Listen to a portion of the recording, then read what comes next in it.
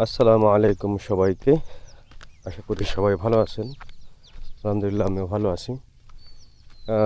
এটা একটা পুকুর। এখানে মাছ ছিল, এখন মাছগুলো ধরে ফেলা হয়েছে। পুকুরটা দেখলে বোঝা যাচ্ছে যে এখানে মাছ নেই। জায়গায় জায়গায় পানি দেখা যাচ্ছে হালকা হালকা।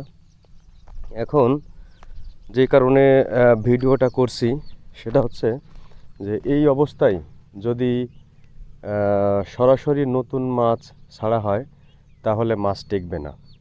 ওকে, কারণ আমরা অনেকেই যারা খামার করেন তারা হয়তো বা বিষয়টা জানে, কিছু কাজ করণীয় আছে। তো সেই ক্ষেত্রে এই অবস্থায় যদি নাকি আমরা না জেনে, যাদের অভিজ্ঞতা কম তারা যদি নাকি মাছ ডাইরেক্ট এখানে যদি নাকি ছেড়ে দিই তাহলে ওই মাছ টেকার কোনো সম্ভাবনা নাই।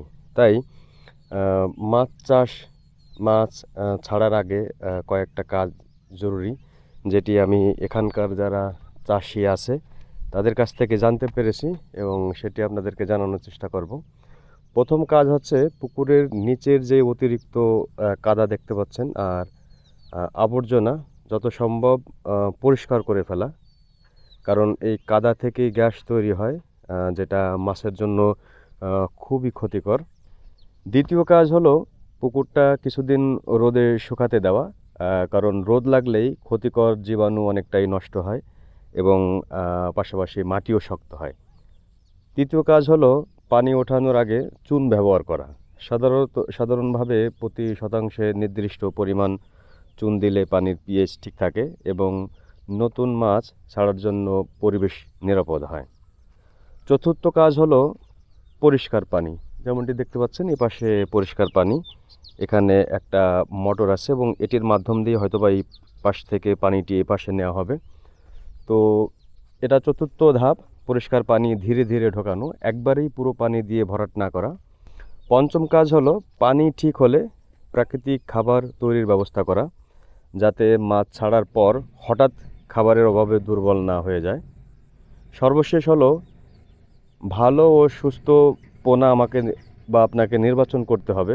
একই দিনে সব না ছেড়ে ধাপে ধাপে আমাদেরকে পোনাগুলো ছাড়তে হবে এবং সেটি নিরাপদ।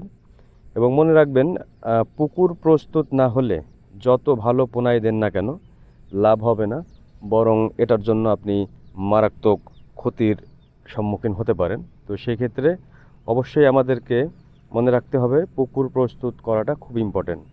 এবং মাছ চাষের সফলতার প্রথম ধাপই হলো সঠিকভাবে পুকুর প্রস্তুত করা। তো যাই হোক, আমি যে বিষয়গুলি বললাম, আমি এখানকার যারা স্থানীয় মাছ খামারি আছে তাদের কাছ থেকে আমি জেনে আপনাদেরকে তথ্যগুলো শেয়ার করলাম। আপনারা আপনাদের খামারের ক্ষেত্রে এই বিষয়গুলো অবশ্যই খেয়াল রাখবেন। সবাইকে ধন্যবাদ জানাচ্ছি। আসসালামু আলাইকুম।